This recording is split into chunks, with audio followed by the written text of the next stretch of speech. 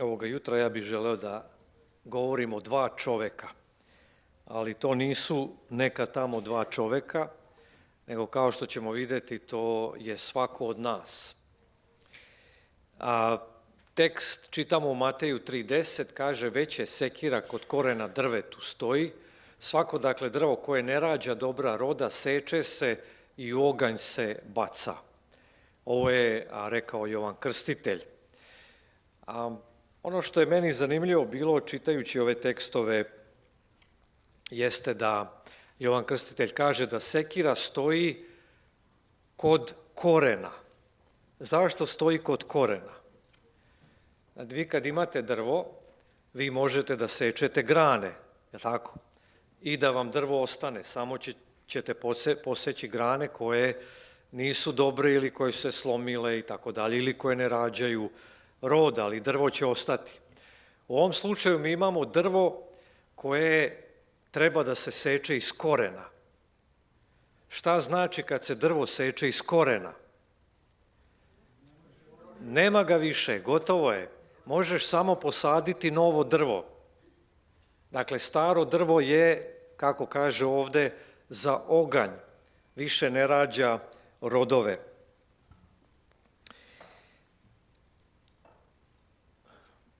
Ne znam da li ste znali, ja ću nešto reći o tome, a šta je u stvari koren u ovom slučaju? Znači, ako imate drvo koje ima grane, onda bi mogli reći da su grane zapravo dela ili grane su ponašanje čoveka. I često se događa da čovek pokušava da seče svoje grane, po znacima navoda, grane, odnosno da pokušava da menja neko od svojih loših dela ili svojih loših ponašanja. Ali još uvek problem može biti u korenu.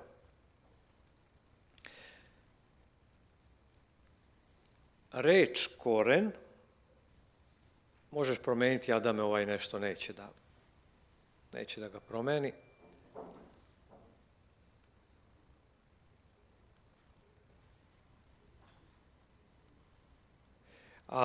Znači, ne znam da li ste znali, na latinskom jeziku koren se kaže radix. Ste čuli za to? Radix. Kad imate recimo neku biljku pa se koristi njen koren, onda je samo radix. Od reči radix dolazi reč radikalno.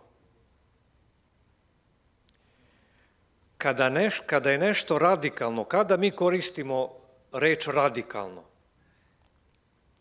Koja je druga reč za radikalno koju mi koristimo u našem jeziku? Temeljno, šta još? Korenito.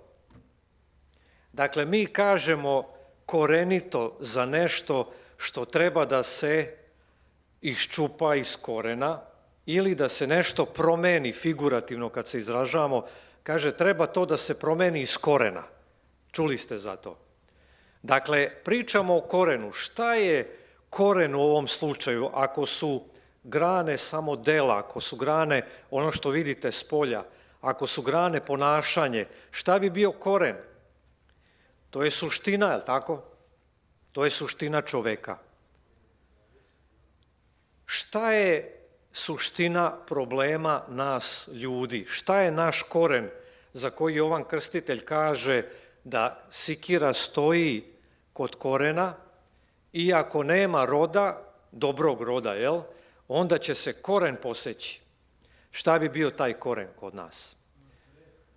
Koren biblijski je naša pobuna protiv Boga. To je koren svih naših problema. Zašto to kažemo? Evo, čitaćemo tekst u knjizi proroka Isaije. Ne znam zašto se ne menja. Evo ga.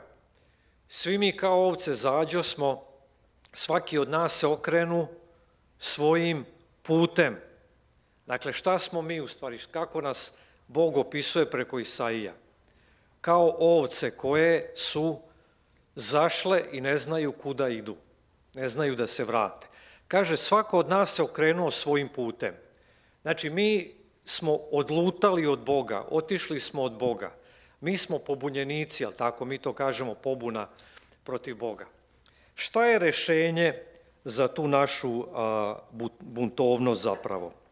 Biblijsko rešenje za našu buntovnost jeste smrt. Dakle, rešenje za našu buntovnost nije sečenje grana, nego čupanje iz korena. I zato Isus kaže, ko hoće za mnom da ide, neka se odrekne sebe i neka uzme svoj krst i neka ide za mnom. Šta je značilo ono vreme uzeti krst? Ja sam imao prilike često da slušam ljude koji kažu, ima neku muku u životu, znate, čovjek ili žena, neki problem u životu sa mužem ili muž sa ženom ili neke druge probleme, onda kaže, nosi svoj krst, ste čuli to? Kaže, nosi krst, kao teret nosi. Međutim, biblijska slika koju Isus slika je drugačija. U ono vreme nije bilo čudno da se vidi čovjek koji nosi krst. Ali čovjek koji nosi krst, on ide u smrt. Isus je nosio, tako, svoj krst. Zašto? Išao je na pogubljenje. Dakle, ono vreme kada bi čovjek nosio krst, to je bio čovjek koji ide da umre. Šta Isus hoće da kaže? Ko hoće mene da sledi, treba da umre. Šta znači umreti?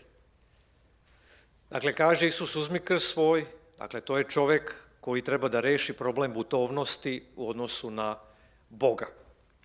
Postoji jedna borba za koju svi znaju, bez obzira da li su ljudi vernici ili nisu, a to je borba između onoga što čovjek želi da bude i onoga što čovjek radi ili onoga što stalno praktikuje u svom životu. Čuli ste ljude, a možda i same sebe, da ste rekli, od sutra ću raditi drugačije. I vi ovdje imate, u Australiji sam primetio da ljudi za novu godinu, znate, kažu, hoće da donesu nove odluke za novu godinu. I šta se dogodi? Od sutra ću drugačije, neću više ovako se ponašati, promenit ću se, nikad više to neću raditi. I šta se dogodi?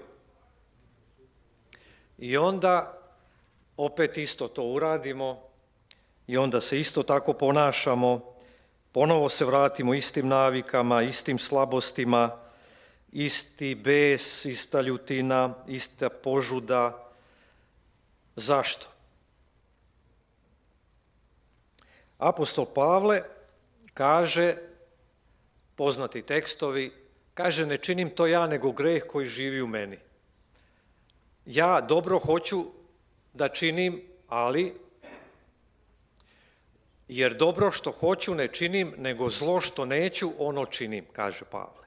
Šta je rešenje tog problema ili te napetosti koja postoji u nama? Zašto se čovjek tako teško menja? Ovo pitanje nije samo biblijsko, duhovno, to je pitanje generalno za čovjeka, ali tako bio ateista ili ne, i to su procesi koji se događaju čovjeku i kao što sam rekao, Biblija to objašnjava i tretira kao naš suštinski problem, naš koren, a to je odvojenost od Boga ili pobunjenost protiv Boga.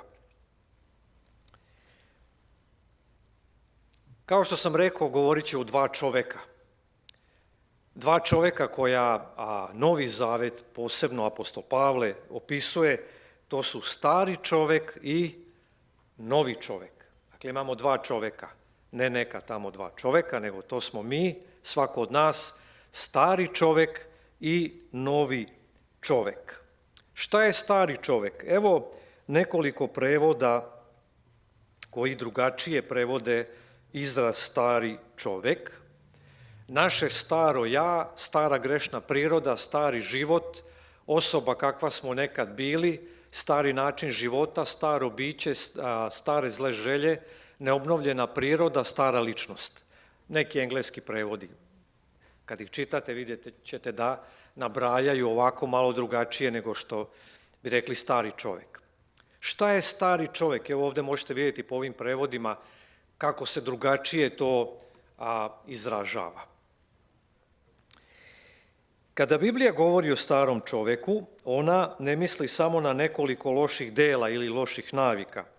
Stari čovjek je u stvari čovjek bez Boga, to je stari, možemo ga nazvati stari identitet čovjeka. To je njegov način razmišljanja, reagovanja, način na koji čovjek se ophodi prema drugim ljudima i tako dalje i tako dalje. Evo nekoliko stvari koje čine starog čovjeka: njegov ego ili njegov ja, ponos, sebičnost, potreba da kontroliše druge ljude, požuda, strah, zavist, potreba da dobije potvrdu od drugih ljudi da je dobar, pametan, lep i tako dalje, i pokušaj da čovjek sam upravlja svojim životom bez Boga. Kao što vidite, stari čovjek je u stvari priroda koju smo mi nasledili od Adama.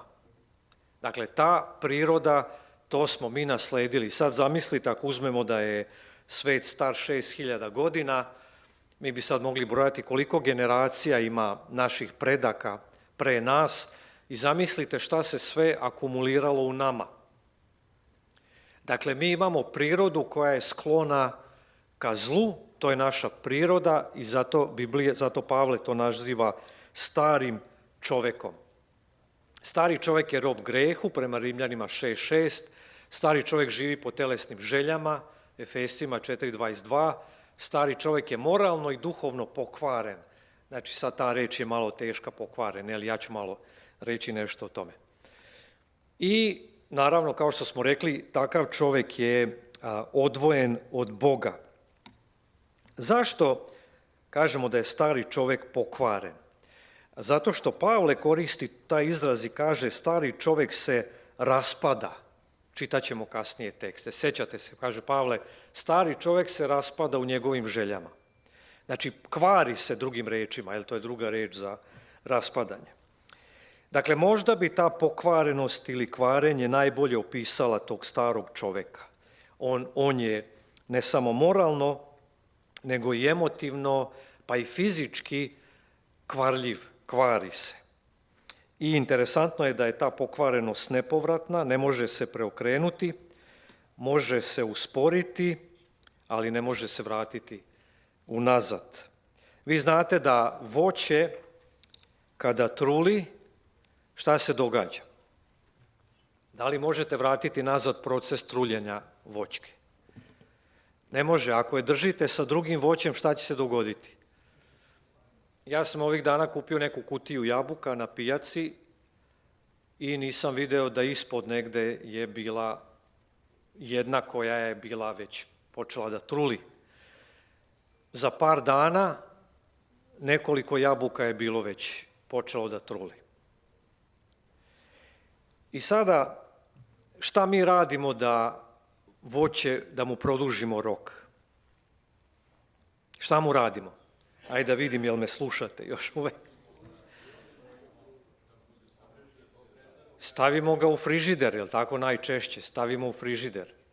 Zašto? Pa zato što na hladnoj temperaturi se duže očuva. Da li možete čuvati voće u frižideru beskonačno? Šta će se dogoditi s voćem u frižideru? Istrulit će i ono. Ja ću sad dozvoliti sebi da kažem nešto, sad vi ako hoćete da mi zamerite, nemojte se naljutiti, možete doći posle da mi kažete to. Meni se nekad čini da je crkva kao frižider.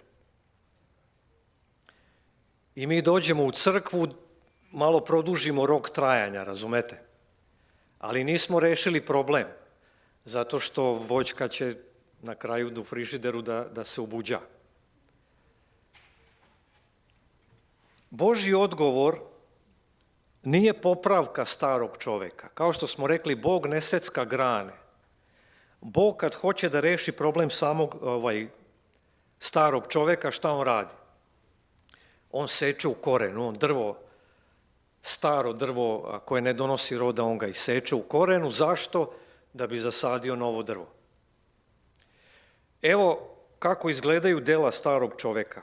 Vi znate te tekstove: preljuba, blud, nečistoća, idolopoklonstvo, vraćanje, neprijateljstvo, svađa, ljubomora, gnev, sebičnost, razdori, jeresi, zavisti, ubistva, pijanstva, žderanja i tako, kaže Pavle, te stvari. Znate šta će se dogoditi sa ljudima koji u čijem se životu vide ovakva dela? Kaže, oni neće naslediti carstvo Božje, kaže Pavle. Evo mi ovdje imamo kriterijum praktično, hoćemo li biti spašeni ili nećemo, ne moramo se mučiti puno da razmišljamo. Evo jedan kriterijum, ako radimo ove stvari, kaže Pavle, takvi ljudi neće naslediti carstvo Božje. Ja znam da mi nemamo problem sa mnogim stvarima koje su ovdje navedene, ali neke stvari koje ovdje stoje mogu biti iskušenje, zar ne? Kao što je svađa, kao što je srdnja, kao što je rasprava, je li tako? Jel može doći to kao problem, je li tako? Kao iskušenje kod nas? Dakle, vidite, zašto pričamo o ovome? Stari čovjek, vi mu posečete jednu granu, je li tako? Grana idolopoklonstvo, cap posečeš, ali je problem neprijateljstvo. Posečeš neprijateljstvo, a problem je svađa se. Posečeš i tu granu, ali rasprava, prkos i tako dalje. Dakle, možeš seći koliko hoćeš, uvijek će nešto ostati. I zato Bog hoće da uzmeš krst, da uzmemo krst, a kad uzmemo krst, onda idemo da umremo. To je rješenje za starog čovjeka. Starog čovjeka Bog hoće da ubije. Teška reč, je li tako? Ali to je izraz koju Biblija koristi. Rješenje za starog čovjeka je smrt i mi ćemo to sada i čitati. Dakle, isto tako gnjev, ljutina, pakost, huljenje, ružne reči, isto su karakteristika ponašanja starog čovjeka. Kaže apostol Pavle, znajući ovo da se stari naš čovjek razape s njim. Kad je Isus bio razapet, šta se s njim dogodilo? Šta je Isus uradio na krstu? Umro je. Kaže Pavle, stari čovjek je umro sa Hristom na krstu. Zašto? Da bi se telo grešno pokvarilo i da ne bismo više služili grehu. Dakle, šta je rješenje za starog čovjeka? Smrt. Kako stari čovjek umire? Vi znate da ako neko umre, tako, a radio je loše stvari, kada umre, on prestaje da greši. Jer mrtav čovjek ne može da greši, je li tako? Šta ovdje Pavle, kakvu sliku on koristi? Čovjek koji je umro sa Hristom zajedno na krstu, šta se s njim dogodilo? On više ne služi grehu, kaže Pavle, on je umro. Da li je umro stari čovjek u meni?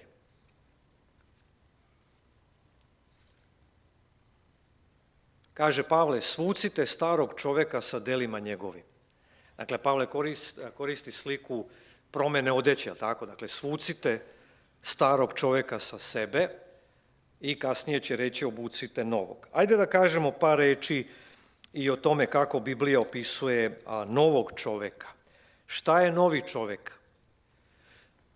Pavle kaže da novi čovjek živi u pravednosti i svetosti.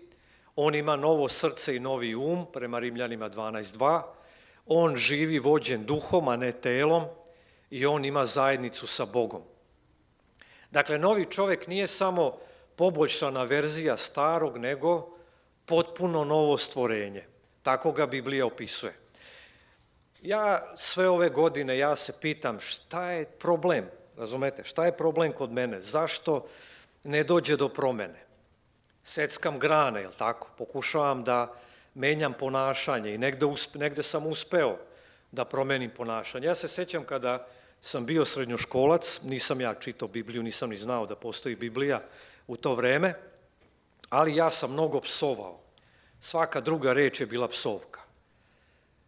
I jednom prilikom moj drug i ja smo išli i za nas je išla naša profesorica. I mi idemo i, znate, ja svako drugo reč, psovka, i ona žena to čuje i ona samo je, kako je prolazila, mi smo je vidjeli, mi smo je pustili i ona me je samo pogledala onako i nasmešila se, kaže, momci, mogli bi se malo kulturnije izražavati. Ja sam onda rekao sebi, ovo nije u redu. Ja kažem mom drugu, rekao, čuj, kad god me čuješ da opsujem, udari me slobodno. I on je čovjek to praktikovao, ali ništa nije vredelo. Ja sam i dalje nastavio to da radim. Šta hoću da kažem? Ja sam promenio to, ja to ne radim više, Ja sam to promenio, tako, ali to je samo jedna grana isečena. Postavlja se pitanje da li se dogodilo u meni ta korenita promjena o kojoj govorimo. Da li sam ja postao novi čovjek? Evo neki engleski prevodi kako prevode novi čovjek. Novo ja, nova priroda, nova osoba, život oblikovan po Bogu, nova i drugačija osoba, novi život, nova ličnost, obnovljeno biće. I to je slika nečega što svako od nas treba da postane. Ako smo vi i ja drvo na kome se samo seku grane, na kraju će sikira da dođe i da poseče koren i ode u oganj. Dakle, naš stari čovjek je već morao biti razapet, već je morao umreti sa Hristom. Kaže Pavle, obucite novog čovjeka koji je sazdan po Bogu u pravednosti, svetosti i istine. Dakle, novi čovjek mora da dođe. Ako je ko u Hristu, nova je stvar, nije popravljeno nešto. Razumete? Ja sam imao kako se zove, onaj što mulja hranu, džaba ga bilo, nije mikser, blender. I ja sam uzeo taj blender, krenem da ga vratim na mesto, ispadne mi iz ruke i čujem ja da on nešto krcka unutra i ja sad da radim posao koji nisam trebao da radim, ja uzmem šarafe, odvrnem, pogledam da li ga mogu popraviti i nisam ga popravio. Šta sam ja hteo sa blenderom? Hteo da ga popravim, jel tako? Da ga pokrpim. Ali nisam uspeo da ga pokrpim. Otišlo sve, isporemetilo se i kraj priče. Šta je sa mnom? Kao čovekom koji treba da je potpuno novo stvorenje. Da, šta sam uradio? Otišao i kupio novi blender. I eno ga sad radi, jel tako? Funkcioniše sve normalno. Šta hoće Pavle da kaže? Ako je ko u Hristu, novo je stvorenje, staro je prošlo, nema više starog čoveka. On se u korenu promenio, pričali smo o korenitoj promjeni, jel tako? Nije samo secko grane, nego se promenio u korenu. Kako dolazi prava promjena? Broj 1 kaže Pavle, nemojte da se vladate ili saobražavate prema ovom veku, nego se preobrazite obnovljenjem uma svojega. Dakle, potpuna promjena se događa najpre u umu. Ne pričamo o popravljanju neke loše navike, dakle, nije problem da čovjek prestane da puši, da pije i tako dalje. Govorimo o potpunoj promjeni čovjeka, potpunoj obnovi čovjeka. Dobro? To više nije taj čovjek koji je nekada bio. Evo, želio bih da pročitamo jedan citat Ellen White koji je po meni jako značajan kad govorim o ovoj temi i to je nešto što je mene dugo mučilo, a to je pitanje šta Bog radi, a šta mi radimo. To je sad jedna posebna tema, ali je jako važno pitanje. Da li Bog radi ceo proces promjene u nama ili i mi imamo neki udeo u tom procesu? Imate dva ekstrema u hrišćanstvu. Jedan ekstrem je ja ništa, Bog će to sve promeniti. Kaže ja ću ostati grešan do kraja života, kad Isus dođe on će to sve promeniti. Drugi ekstrem je ja sve mogu, je tako? I onda čovjek se drži svih pravila, normi, sve kako treba, a nije se promenio u korenu, nije u suštini. I to je zato Isus imao problem sa farisejima. Oni su spolja držali određene norme, pravila ponašanja, ali imali su probleme, tako, bili su licemeri. Kaže Ellen White, zadobiti spasenje je zadatak koji se može postići kako? Zajedničkim naporima. Između Boga i grešnika mora postojati neophodna saradnja. Čovjek se mora najusrdnije zalagati da bi pobedio sve ono što mu ne dozvoljava da postigne savršenstvo. Dakle, šta je moj udeo? Kaže ona, ja se moram zalagati, jer tako ja imam svoj deo u toj priči, u postizanju savršenstva karaktera u promjeni. Ja ne mogu pasivno sedeti i čekati, jel? Kaže, čovjek se sa svoje strane mora odupirati iskušenju, a snagu za to primit će od Boga. Dakle, vidite, kad dođe iskušenje, recimo došlo je iskušenje na mene, da li ću slagati ili neću slagati. Šta je prirodnije? Da slažem ili da ne slažem? Po mojoj prirodi, stari čovjek, za njega je prirodnije da slaže, tako? Ali kad dođem u tu situaciju, to je još uvijek iskušenje. A iskušenje nije greh. Isus je imao iskušenja. Dakle, kad vi i ja dođemo u iskušenje, mi nismo pogrešili. Mi smo u iskušenju da izaberemo hoćemo li uraditi ovo ili uraditi ono. Kada ja dođem u iskušenje, kaže Ellen White, čovjek mora da se odupire tom iskušenju. Dakle, ja to neću da uradim. Zašto? Po staroj prirodi ja bi to uradio prirodno. Ali ja sam sada novi čovjek, moja nova priroda kaže ne, laganje je greh, ja to nije bilo šta drugo, ja to neću uraditi. Sjećate se Josifa koji kaže kako bi takvo veliko zlo učinio i Bogu zgrešio. Josif je jako dobro znao o čemu se radi. Mi kada činimo greh, grešimo Bogu, je tako?